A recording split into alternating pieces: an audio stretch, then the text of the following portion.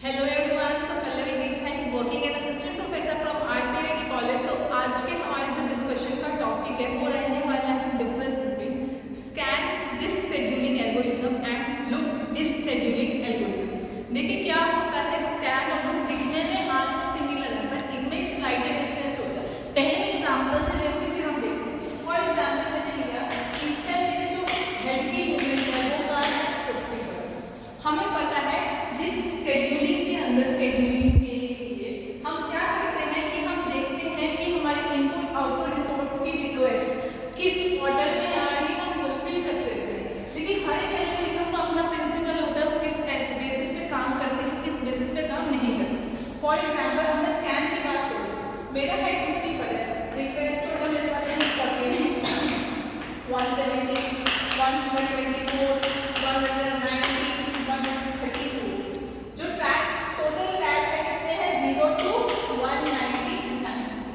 इसी similar example को मैं स्कैन से समझाऊंगी एंड इसी सिमिलर एग्जांपल को मैं लूप से समझाऊंगी ताकि हम इनमें कंपैरिजन कर सकें। देखिए कहाँ पर है, सबसे पहले हम एक काम करेंगे, 0 से कहाँ बनाने हैं 199। हेड की पोजीशन क्या है 50 पर। अब देखिए स्कैन किस तरीके से काम करता है कि पहले आप जो है 50 से एक ही डायरेक्शन में जाओगे, either it can be right side and either it can be left side. जो मेरी अप्रोच रहेगी मैं आपको ये समझाऊं, जो पहले आप 50 निकलो जहां पर आपका हेड है, उसके बाद आप क्या करो कि 50 से छोटे जितने नंबर है वो सारे लेफ्ट हैंड साइड एंड 50 से बड़े जितने नंबर है वो सारे राइट हैंड साइड। 50 से छोटा 49, देन आपका 190 124 134 एंड 170।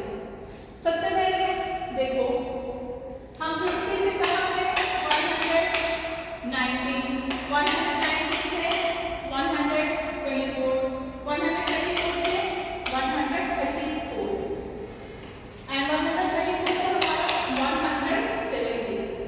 अब देखिए स्कैन क्या करता है, उसमें एक ही कमी है जिस वजह से स्कैन एल्गोरिथम बुरे तरीके से फेल हो जाता है। वो क्या है, जब मेरा काम मुझे 170 तक खत्म हो गया, मुझे अननेसेसरी आगे जाने की जरूरत क्यों पड़ी।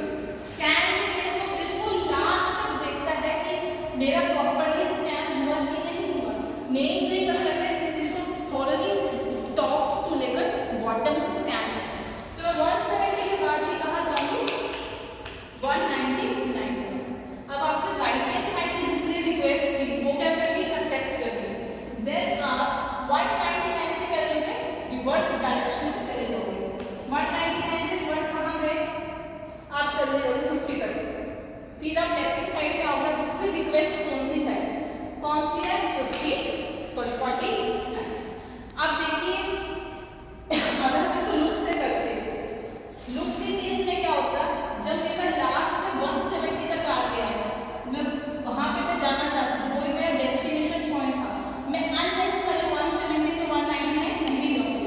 जब मुझे पता है मेरा डेस्टिनेशन कहाँ पर है और मैं कहाँ पे जाना चाहती हूँ, मुझे वो मिल गया, मुझे अननेसेसरी मूवमेंट करने की जरूरत नहीं। तो यही डिफरेंस था स्कैन और लूप में। स्कैन के केस में पहले एक डायरेक्शन में जाओगे और बिल्कुल लास्ट तक जाओगे